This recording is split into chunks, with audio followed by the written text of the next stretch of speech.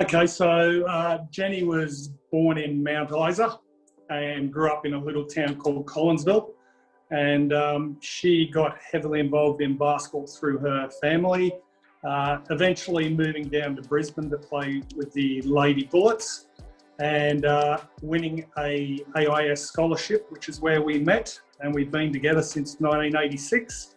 And obviously she has followed me with my basketball career, but also making her own career path along the way and being very successful in that. And right up to the point of us having a number of children who have all become basketballers. Keely and Alicia, both born in 96. Alicia was born first, Keely followed 7 minutes later. Alicia believes she's always done the hard work, and Keely's had it easy.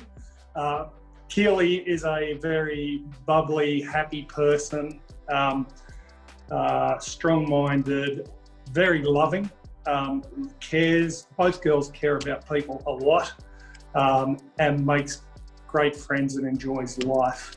Alicia's a lot more like me.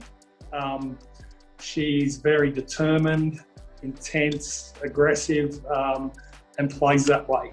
A little bit better shooter than I was, but both girls have great compassion for people. They love the game of basketball, and that's what our whole family does. The whole family loves basketball, and both of them have made their own successes along the way. Keely obviously winning WNBL championships, and Alicia probably the most decorated player in the history of their game, and both of them earning good degrees. Jenny, Keely and Alicia probably inspire me through their empathy and their integrity. As I said earlier, Jenny balances me greatly. I'm a very intense person. The three of them just have so much empathy, and you see it in the way they grow up. They really care about people. Their integrity, they're very honest people. It's really something for me growing up I've not had a lot of, and they inspire me to be a lot more like them. And as I get older, I find they often rub off on me a little bit. Oh, look, with Keely and Alicia, there are so many moments they've made me so proud. But there are a few that stand out. And I think a bit of it relates back to the empathy and non-discriminate that I've spoken to about the both of them. And we went to their primary school one day, and their teacher pulled us aside, and they had a young girl who had a disability, and a number of the class kids were picking on her. And Alicia and Keely went to the teacher and said, make sure you put her in our group. She's going to be with us every time.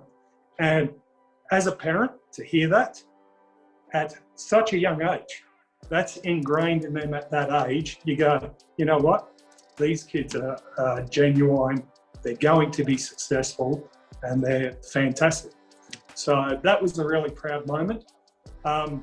Probably the other moment of pride that I had for the girls was the Under-18 Australian Women's Championships. North Queensland is traditionally not strong. It had never won an Australian championship. Both girls were in the team. And I remember, I wasn't at the championship, but I remember them telling me at the opening ceremony, the coach at the AIS, Phil Brown, had asked them, how do you think you're going to go, girls? And they both, at exactly the same time as twins do, we're going to win it. And Phil sort of looked a bit sideways, like, you think you're good enough to win it? And they're like, yeah, we're going to win it. So every game, they would go to Phil, we're going to do this and we're going to do that. And they did it, and they kept knocking teams off. And then they won the grand final. And they ran into the grandstand and said to Phil, see, we told you we were going to win. And that confidence, the air of belief, and the fact they did it with their team was sensational.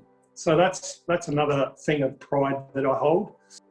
Wow, you're asking me a big one here. I could talk for a year on it. Jenny's success was grown over time. She was always a very good player, recognised as a junior, taken into the AIS. When she got to the AIS, she actually worked at the AIS in the sports medicine department, as well as playing. She tells stories about how when she played at the Lady Bullets, they would have to take sandwiches for the aftergame for the men.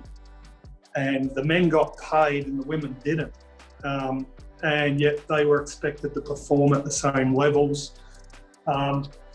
So she grew up getting very little back from basketball. I think the most Jenny ever got paid was $500 to play basketball. Very, very humble. Would never, anytime I mention, you've won 4 championships, you've worked at this level, that level, this level, so many different levels in the WNBL. Oh, don't make a fuss over, it's nothing big, it's nothing. But her achievements over time grew and grew and grew. And she might not have been the greatest player, but I challenge you to find another person that's done all of that in the WNBL. And I was actually talking about it with Tracy Browning out of Melbourne. And Tracy said, we're going to nominate her for WNBL Life membership, which she got last year. And as humble as she was, when she got that award, she's been such a happy person from the basketball side of things to finally be recognised and how much of achievement that has been.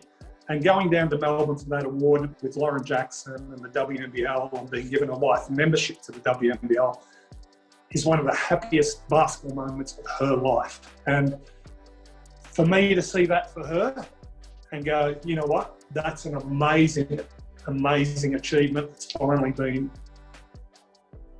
acknowledged is a brilliant thing. And without the support she gives me, I wouldn't have been half the person, player or coach that I am. So this one's massive. The role of females in the development of the basketball community, it is one of the biggest things in North Queensland. We have limited opportunities, so the women involved in basketball encouraging young females to play the sport, not only to become the best they can in sport, but the best they can become in women. And I'll probably start with the likes of Norma Connolly. Norma Connolly has trophies named after her. She's been synonymous with the game in North Queensland. She's coached my wife as a young girl, my daughters as a young girl, Sandy Brondello, Jenny Evans, Nadine Payne, the list just goes on. So watching her do what she did and has done for the North is outstanding. Then you watch the follow-on people. I mean, you've got my wife, Jenny, and I've watched her coach a number of kids to high level. And not only high level, you're talking about changing kids' life. We had a young girl who had some issues at home and was probably on a bit of a troubled path. And I see the young lady every week in the bank now. She's got a great job and she's, she knows how to work in a team, and you watch that young lady blossom. So it's about changing people's lives, and the women we have up here doing that, as I said, Norma, Jenny, Claudia Brassard, Jenny Evans, Sandy Brondello is from North Queensland, and she's coaching people all around the world. That there's such a powerhouse of women that have changed this game or forged this game up here, and it's vital. We need those women who know the game to give back, so the next batch of girls, like I would expect no different from my daughters, and Alicia already does it, to start coaching the younger kids for the next batch of Jennies, Sandys, or Nadines, all those people that are coming through to the following game.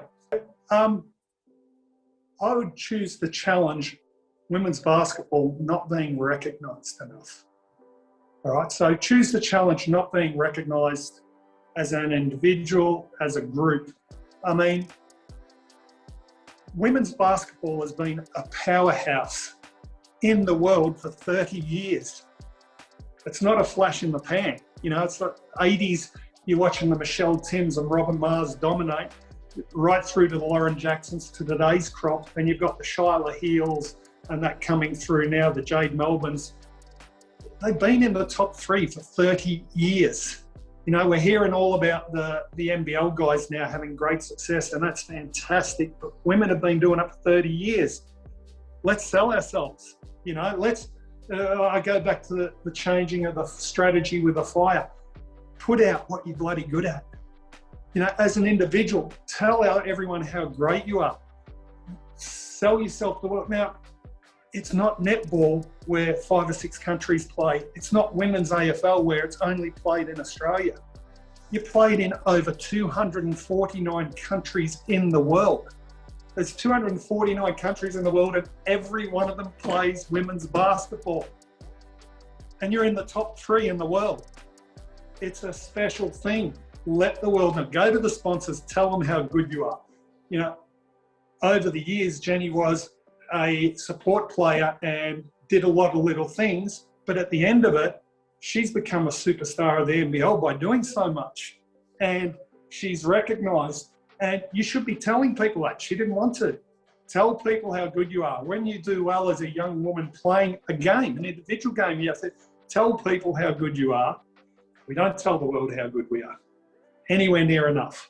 Promote your excellence and sell yourself.